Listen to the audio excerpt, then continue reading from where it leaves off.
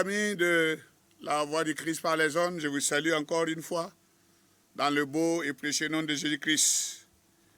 Nous sommes réconfortés de constater que beaucoup sont à l'écoute de ce que nous donnons, de ce que nous prêchons. Dernièrement, j'ai fait un déplacement à Abidjan et j'ai entendu des témoignages des frères là-bas qui écoutent cette émission et qui sont vraiment réconfortés.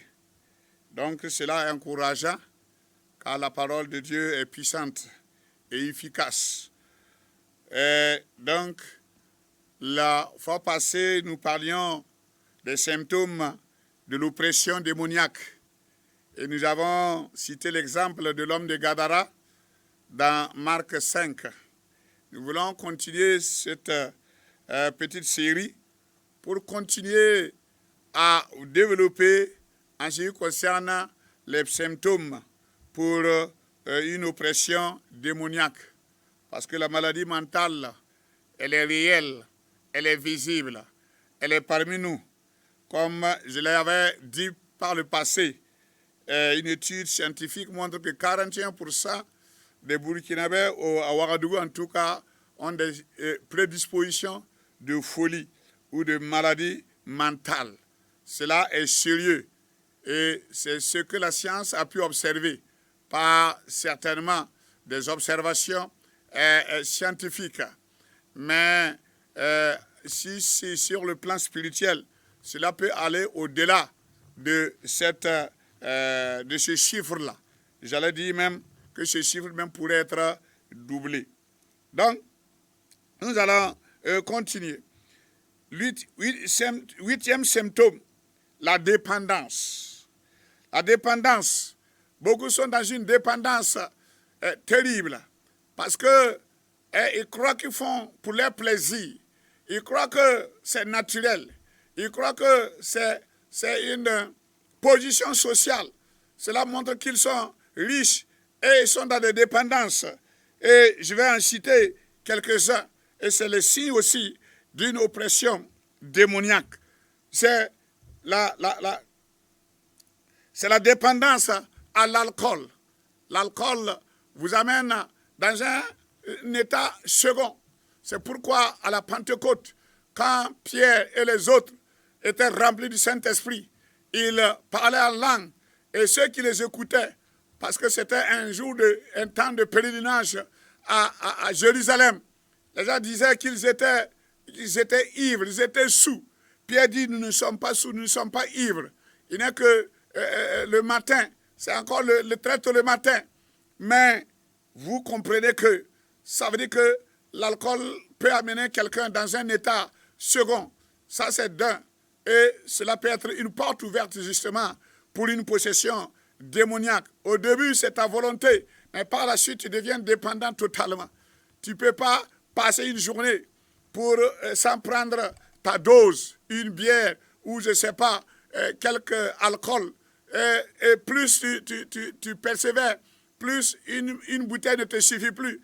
2 bouteilles, 3 bouteilles, et bientôt un caso. Et cela va te déprimer sur le plan mental. Et deuxièmement, sur le plan familial, c'est sûr que ça va détruire ta relation avec ta femme, avec ta famille, avec tes enfants.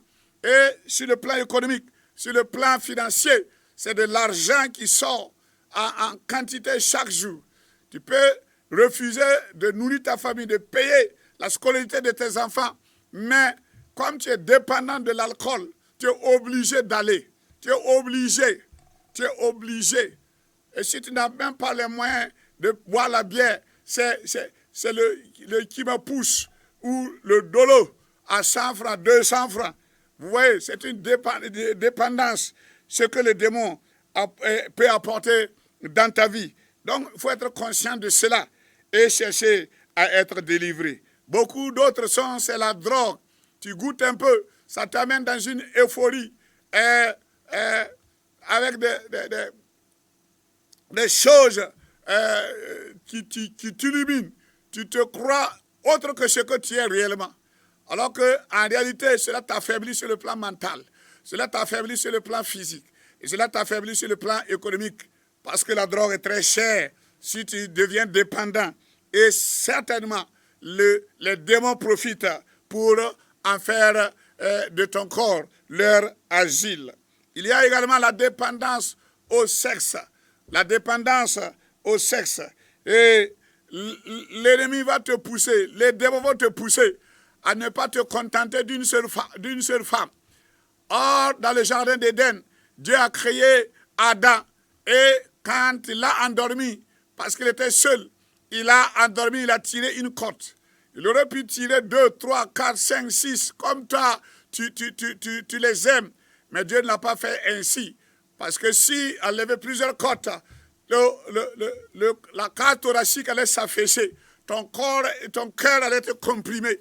Ta respiration allait se couper et tu allais mourir. Donc, celui qui prendra, ça donne au sexe, va certainement vers la mort. Combien des hommes qui se croyaient normaux et ont fini leur vie sur cette terre, dans la vie dans la maison de leur second bureau. Donc, c'est le diable aussi, les démons qui peuvent apporter cela. C'est un symptôme, c'est un signe de possession aussi. Tu ne peux pas t'en passer. Alors que ta femme est suffisante. Ta seule femme est suffisante.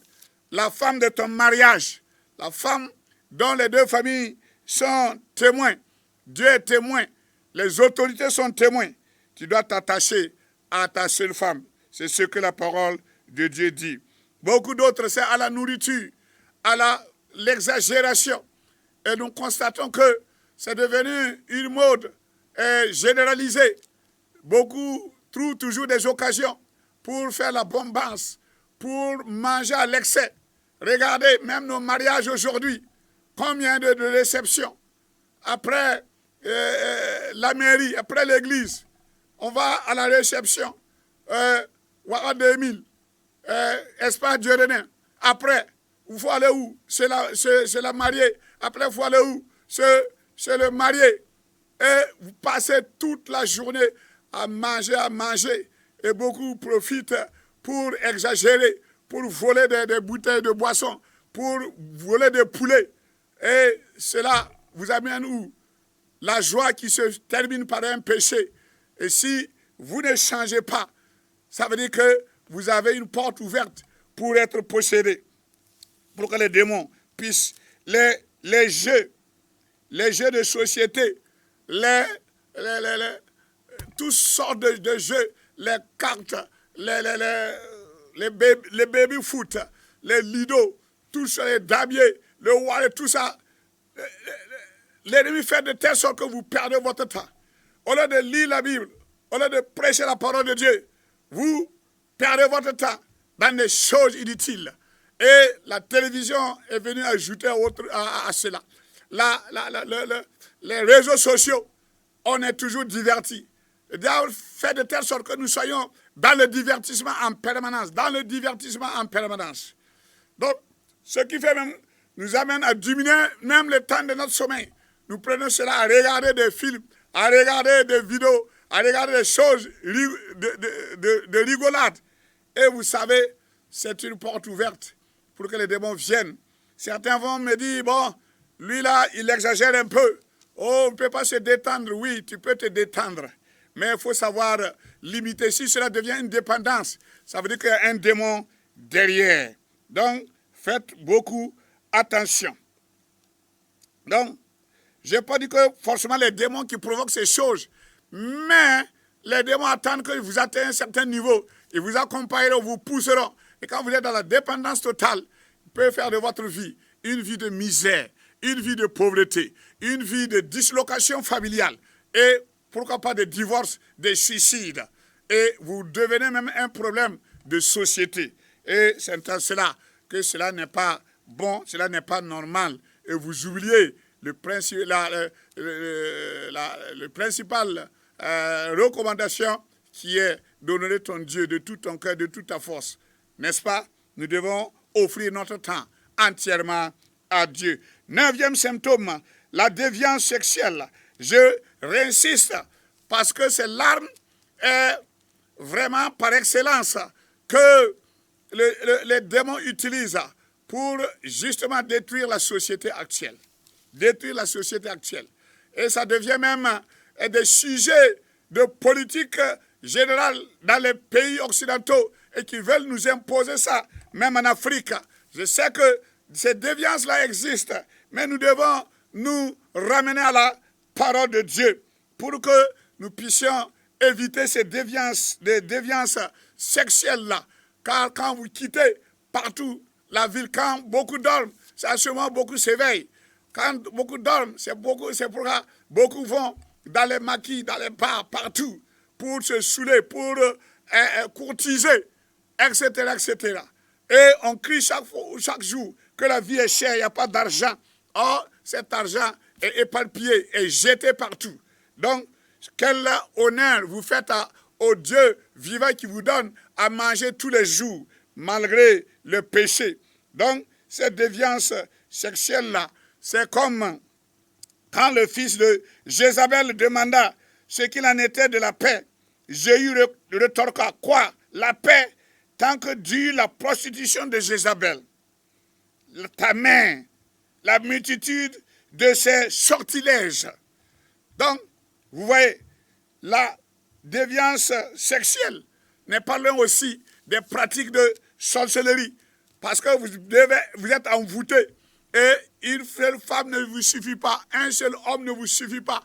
Vous êtes dépendant du sexe. Cela peut être des envoûtements. Et c'est ce que Jézabel avait des prostituées. Et Jéhu était oublié de rétorquer au fils de Jézabel que comment on peut avoir la paix. Parce que là où il y a la débauche, là où il y a la prostitution, on ne peut pas avoir la paix. On ne peut pas avoir la paix. C'est toujours des lieux d'insalubrité, des lieux d'insécurité, des lieux de bagarre, des lieux de vol et de détournement de femmes et de jeunes filles mineures. Et c'est vraiment dommage, car cela devient vraiment le terrain privilégié du diable pour éloigner l'homme de son Créateur, pour éloigner l'homme de Dieu. Donc, dans Ézéchiel 16, verset 20 à 51, l'esprit de prostitution est mentionné plusieurs fois. Il contaminait la nation d'Israël avec les péchés de Sodome et de Gomorrhe. Dieu a condamné Sodome et Gomorrhe parce que toute la ville était possédée par cet esprit de déviance sexuelle. Mais aujourd'hui, on tente par plusieurs subterfuges pour normaliser cela, pour que l'esprit de l'homme accepte cela. Mais ce que Dieu a condamné au temps de Sodome et Gomorrhe, il ne peut pas l'accepter aujourd'hui. Parce que nous avons un Dieu qui ne change pas. Amen. Donc, réfléchissez-y et revenez à la parole de Dieu. Revenez à la Bible et vous aurez les signes d'un comportement normal, d'un comportement qui plaise à Dieu. Donc, Dieu parle à ses propres enfants et il condamne encore aujourd'hui l'homosexualité, l'adultère, la fornication. Car aujourd'hui, beaucoup de jeunes se donnent cela à cœur joie et croient que c'est une expérience forcée qui montre qu'ils sont civilisés, qu'ils sont majeurs. Non, la fornication ne montre pas ta maturité, mais la fornication montre seulement ton non-sens, ton incompréhension par rapport à la parole de Dieu, ta désobéissance totale par rapport. C'est pourquoi aujourd'hui, il est difficile de trouver un jeune homme, une fille qui aille jusqu'au mariage sans avoir de relations sexuelles. Mais vous ouvrez la porte par toute relation sexuelle que vous menez. C'est comme une alliance que vous tissez avec cette personne-là. Car la Bible dit que l'homme quittera son père et sa mère, s'attachera à sa femme. Et les deux deviendront une seule chair. À chaque femme, à chaque homme, tu t'attaches, tu deviens une seule chair. Ça veut dire que beaucoup de la chair partagée partout, qui se promènent en Europe, au Ouagadougou, à Bobo, partout. Parce que là où tu as parcouru, tu as laissé des traces, tu as laissé une partie de ta chair. Ressaisis-toi. Seul Dieu peut reconstituer cette chair-là en une seule chair. Et que tu reviennes à l'obéissance de la parole de Dieu, en acceptant Jésus-Christ comme Seigneur et Sauveur. Parce que sa chair a été tiraillée, séparée par le clou dans ses mains, de son côté et de ses pieds, afin que ta chair éparpillée puisse revenir et puisse être agréable à Dieu. Osée 4.12 dit, car l'esprit de prostitution égare et ils se prostituent loin de leur Dieu. Regardez, Osée 5.4 aussi nous dit, leurs œuvres ne leur permettent pas de revenir à leur Dieu. Plus tu multiplies le péché, la vie de péché, plus tu refuses de te répartir, plus tu refuses d'écouter. Peut-être tu vas dire que cet homme qui parle à la télévision, qu'il est fou, qu'il n'est pas normal. Oui, je suis normal. Peut-être même je suis passé par là où tu te trouves à ce moment. Peut-être pire que cela. Mais Dieu m'a sauvé, Dieu m'a retiré de la boue. Il m'a lavé, il m'a fait asseoir avec les grands. Il peut le faire avec toi. Rien n'est impossible à Dieu. Parce que tu es un esclavage de ces péchés-là. Tu sais, tu te dis c'est pas possible. Tu as tenté plusieurs fois, tu n'as pas réussi. Tu l'as fait par toi-même. Tu ne peux pas. Viens à Dieu, dépose les armes et viens. Dis, je lève les mains, j'abandonne tout. Je te donne tout. Je te consacre tout. Et laisse Dieu faire. Il agira, car il a la capacité. Celui qui t'a créé, il te connaît mieux que toi-même. C'est pourquoi l'Esprit de Dieu agit encore aujourd'hui. Et s'il t'a permis de m'écouter, c'est que c'est une solution pour toi. Si tu m'écoutes, tu verras la main de Dieu dans ta vie. Et ce qui est impossible, tu n'arrives pas à abandonner l'alcool, le sexe, le vol, la fraude, toutes sortes de choses. Et tu souffres par des maladies, des migraines, des maux de cœur, de l'hypertension, la glycémie monte à tout moment. Quelle que soit la maladie, la goutte, toutes sortes de maladies, et des choses qui bougent dans ton ventre. Tu sors, tu te couches la nuit, tu n'arrives pas à dormir. Tu es réveillé en sursaut. Tu as des sons, des acouphènes comme on dit, des sons que tu ne sais pas d'où cela vient. Même quand même tu es seul. Jésus-Christ a la solution. Il dit leurs œuvres ne leur permettent pas de revenir à leur Dieu. Parce que l'esprit de prostitution est au milieu d'eux. Faites sortir l'esprit de prostitution. Surveille ta propre famille. Surveille tes garçons, tes filles. Ce n'est pas les filles seulement, même les garçons qui fréquentent. À quelle heure ils rentrent. Ce n'est pas du flicage, ce n'est pas de la dictature.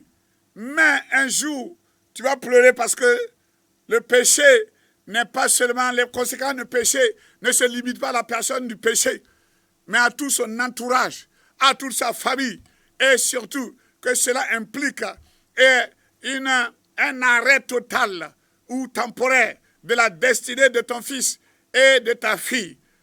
Fais ce dont tu es capable de faire. Ce qui t'échappe, tu ne peux rien. S'il est à l'école, c'est là que ses camarades, tu peux rien, mais dans ta cour, la façon dont elle s'habille, de la façon dont elle converse, tu dois pouvoir contrôler cela.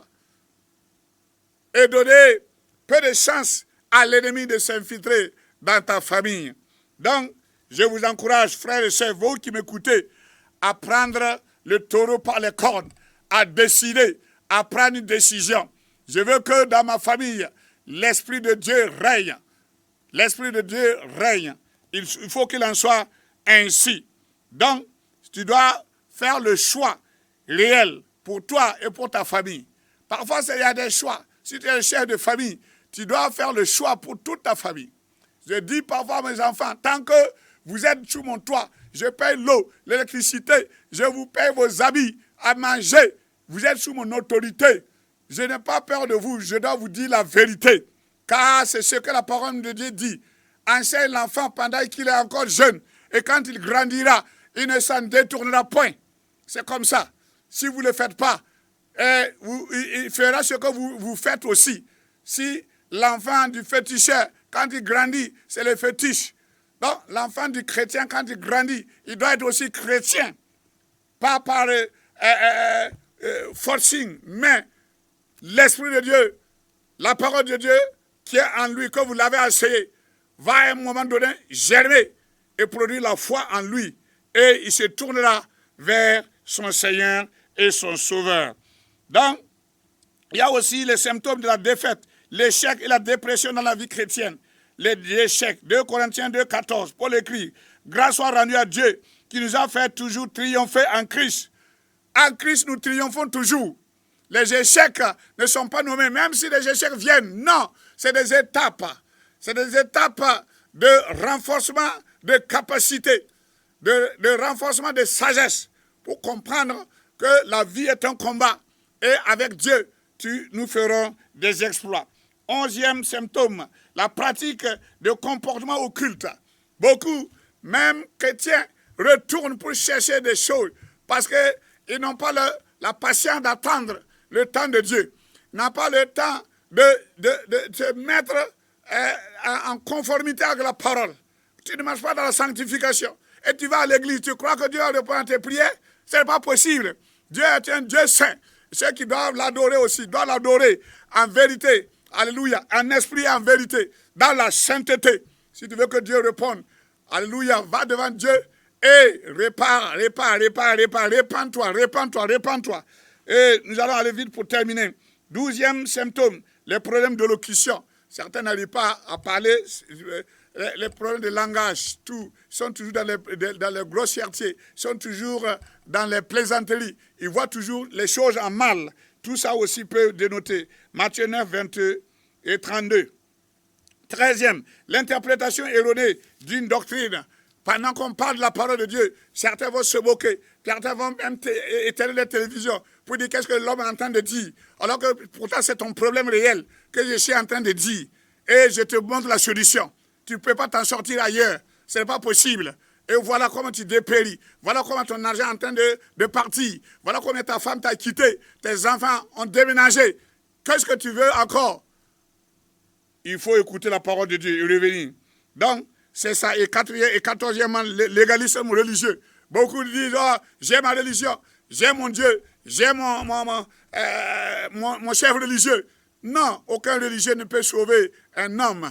Si ce religieux ne t'amène pas la parole de Dieu, même moi qui t'écoute, fuis la parole de Dieu, regarde la parole de Dieu. Les versets que je donne, va lire, comme les Béréens. Va, si ce que je dis est faux, dis ce que l'homme vient de dire est faux. Mais si c'est vrai, reconnais. Car je suis un instrument pour t'apporter la parole, pour t'apporter la délivrance, pour t'apporter l'éclairage. Parce que pour que tu sois une lumière sur cette terre, incline ta tête, je vais prier. Père éternel, nous te bénissons, nous te rendons grâce. Combien sont possédés, combien sont obsédés par des démons, par des comportements de déviance sexuelle, l'alcool, où ils ne peuvent rien, et leur foyer est en train de dépérir, leur foyer est en train de s'éclater, et les enfants sont comme père, sont comme sans père, sans mère. Mais Seigneur, tu es le Dieu qui restaure. C'est pourquoi au nom de Jésus-Christ, tout esprit qui a pris possession de ces foyers-là qui m'écoutent maintenant, que ce soit le père, la mère, les enfants, j'ordonne maintenant au nom de Jésus-Christ que les démons puissent déménager, sortez maintenant et que l'Esprit de Dieu prenne place maintenant.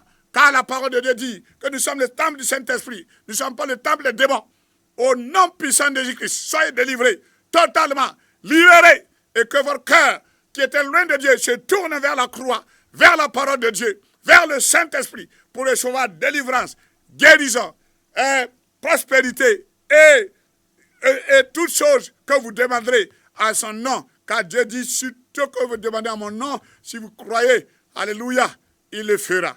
Recevez votre exaucement, recevez votre délivrance, et marchez à l'obéissance de la parole de Dieu. C'est un don de Jésus-Christ que j'ai prié. Amen. Amen.